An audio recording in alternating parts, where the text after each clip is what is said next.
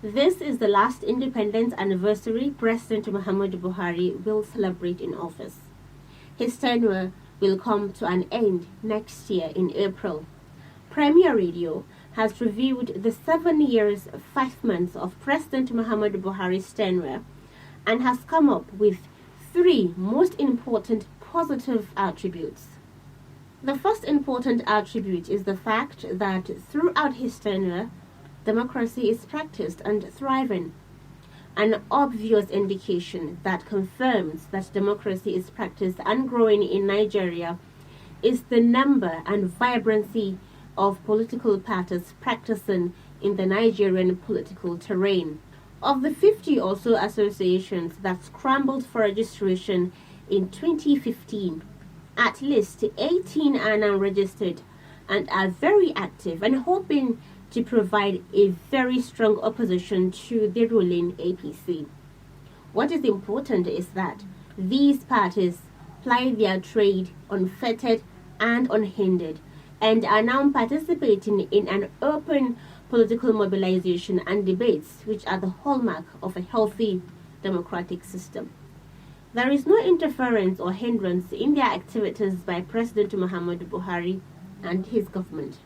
Another indication that signifies that democracy is practiced and growing in Nigeria is the due respect and observance of the principle of the separation of powers.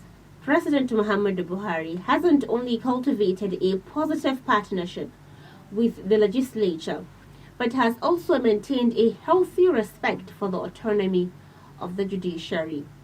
In a commendable move in May 2020, the President signed Executive Order 10 granting financial autonomy to both the judicial and legislative arms of government. This order is presently at various stages of implementation in all the states of the Federation. Yet another index showing that President Muhammadu Buhari has done a great job promoting democracy is his clear commitment to the rule of law and the rights of the citizens. Freedom of speech, freedom of association and movement, and religious affiliations remain strong and unhampered under President Muhammadu Buhari. However, the relationship between Buhari's government and the press is frosty and unfriendly. Between 2015 to 2019, many media houses were raided by the government and journalists arrested, most prominent of whom was Omoyele Sowore of Sahara Reporters. NBC also suspended the license of AIT and fined Arise TV for the coverage of the End SARS protests. The government also suspended the operations of Twitter on 4th June 2020. This move, however, got the backing of the House of Representatives and the Senate.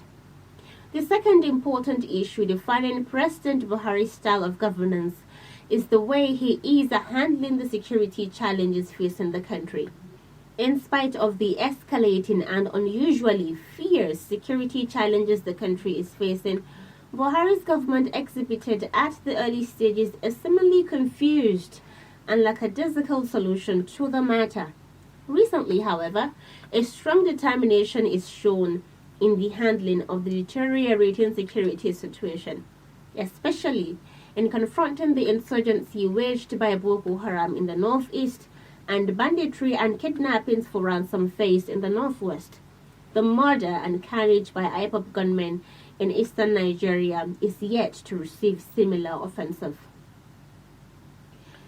Insecurity is the most difficult challenge Buhari's government is facing, but many observers believe that of recent, the pendulum seems to be swinging on the side of the government.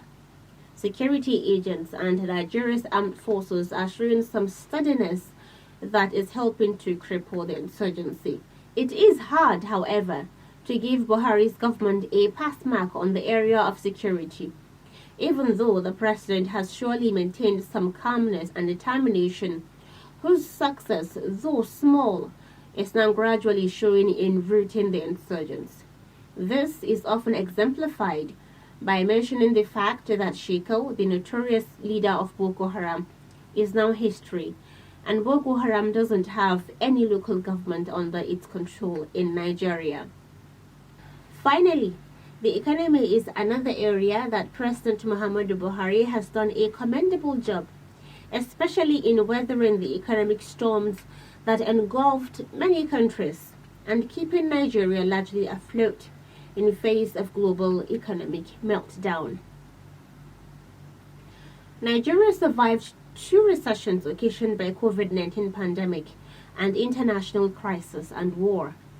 Even though it has been forced to borrow more, like other nations in crisis, Nigeria is still Africa's #1 economic powerhouse and has achieved successes in the following areas.